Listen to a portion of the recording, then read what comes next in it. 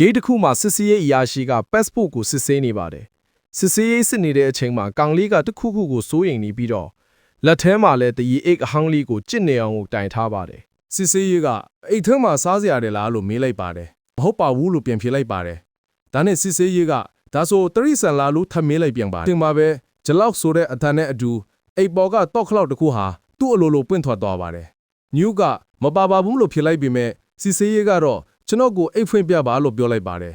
အရာရှိမမြင်အောင်သူ့ရဲ့လက်မလေးနဲ့ခလုတ်လေးတစ်ခုကိုလျှို့ဝှက်စွာပုတ်ဆွဲလိုက်တယ်အရာရှိကအိတ်ကိုဖြည်းဖြည်းချင်းယူပြီးဖွင့်လိုက်ပါတယ်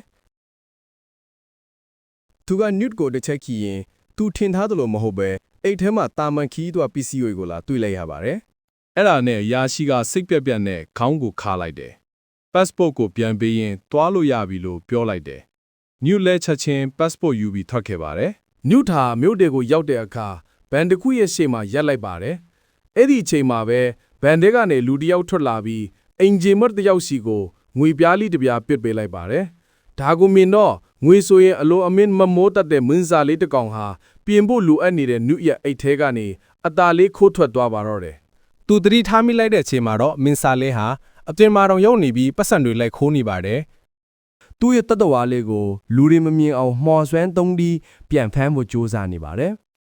အဲ့လိုကြိုးစားရင်းနဲ့ပဲမုံဖုတ်သမားလေးဂျေကော့နဲ့မထင်မှတ်ပဲတွေ့ဆုံခဲ့ရတယ် रुको डूगल अंदर चलो देखो मुझे परेशान မင်းစားလေးကဘန်ရင်မိကန်ထိတာတွေကိုဝင်သွားတဲ့အတွက်နျုကမှော်ဆွမ်းအားသုံးပြီးတိတ်တတကားကိုဖွင့်လိုက်တယ်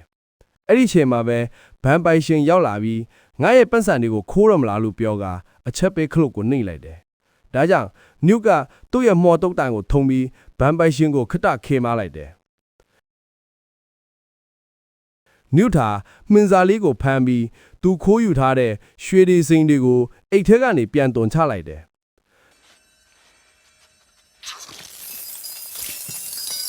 ခဏအကြာမှာတော့အချက်ပေးတန်ကြောင့်လုံချုံရေးတွေရောက်လာတဲ့အချိန်မှော်ဆွမ်းနဲ့ထွက်ပေးခဲ့ကြတယ်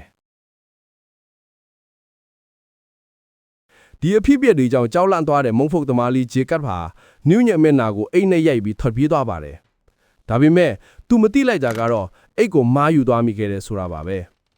ဂျေကပ်အိမ်ပြန်ရောက်တဲ့အခါမှာတော့သူယူလာတဲ့အိတ်ဟာခုံပုံကလှုပ်ရှားနေတယ်အိတ်ထဲကတစုံတစ်ခုရုံးကန်နေပြီးတောက်ခလောက်တဲ့တစ်ခုပြီးတစ်ခုပွင့်လာတော့တယ်